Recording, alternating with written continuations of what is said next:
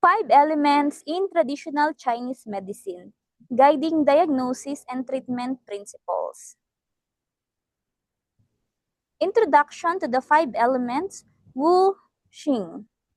The 5 elements, wood, fire, earth, metal, and water, are a foundational theory in traditional Chinese medicine.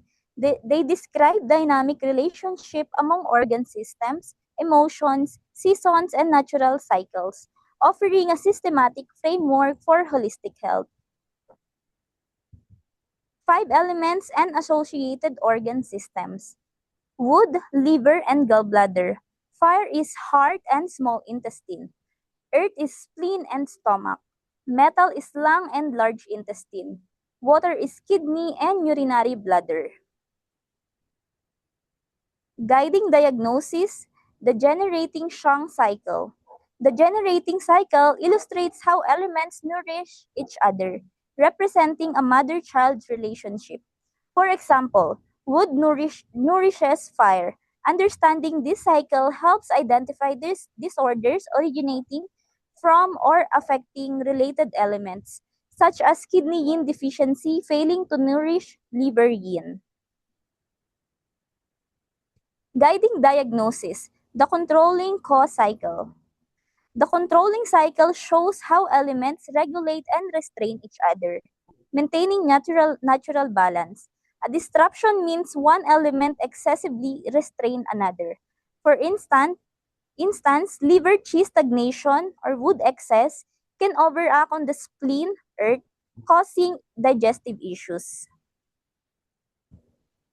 Differentiating disease patterns.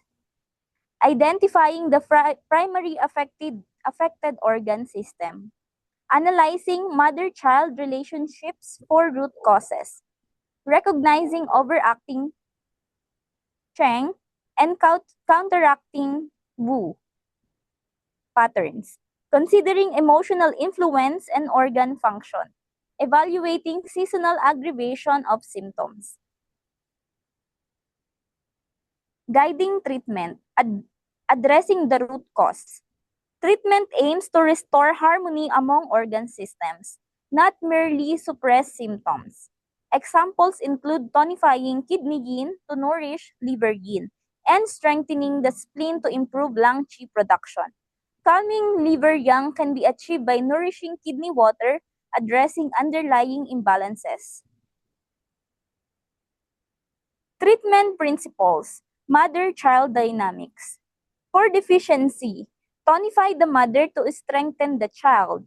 Example, nourish water to replenish wood by nourishing kidney yin to replenish liver yin. For excess, reduce the child to lessen excess in the mother. Example, reduce heart fire to lessen liver fire manifestations. To correct over-control imbalances, sedate the excessive element and tonify the weakened one. Examples, soothe liver qi while strengthening the spleen for liver overacting on earth. Nourish kidney yin to control excessive heart fire and restore balance. Therapeutic applications in TCM. Acupuncture point selection guided by 5 Shu points and organ relationships, targeting, generating, or controlling elements. Herbal formulas, designed according to 5-element relationships, such as nourishing water to support wood or strengthening earth to generate metal. These therapies focus on correcting underlying imbalances while relieving clinical symptoms. The 5 elements and emotional regulation. Grief, lung metal, conquers anger, liver wood. Fear, kidney water, conquers joy, heart fire. Anger, liver wood, conquers thinking, spleen, and earth. Joy, heart fire, conquers grief, lung metal. Thinking, spleen, earth, conquers fear, kidney water. Lifestyle and seasonal recommendations. Spring, wood, Support liver with regular exercise and stress management.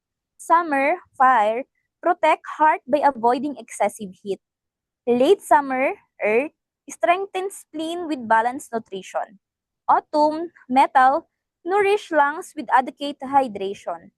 Winter, water, preserve kidney essence through sufficient rest and warmth. Clinical example, liver-spleen imbalance. Patient symptoms, irritability, rib side pain, poor appetite, abdominal bloating, loose stools during stress. Diagnosis, liver qi stagnation overacting on the spleen, wood overacting on earth. Treatment principles. Soothe liver qi, strengthen spleen qi, and restore harmony between wood and earth.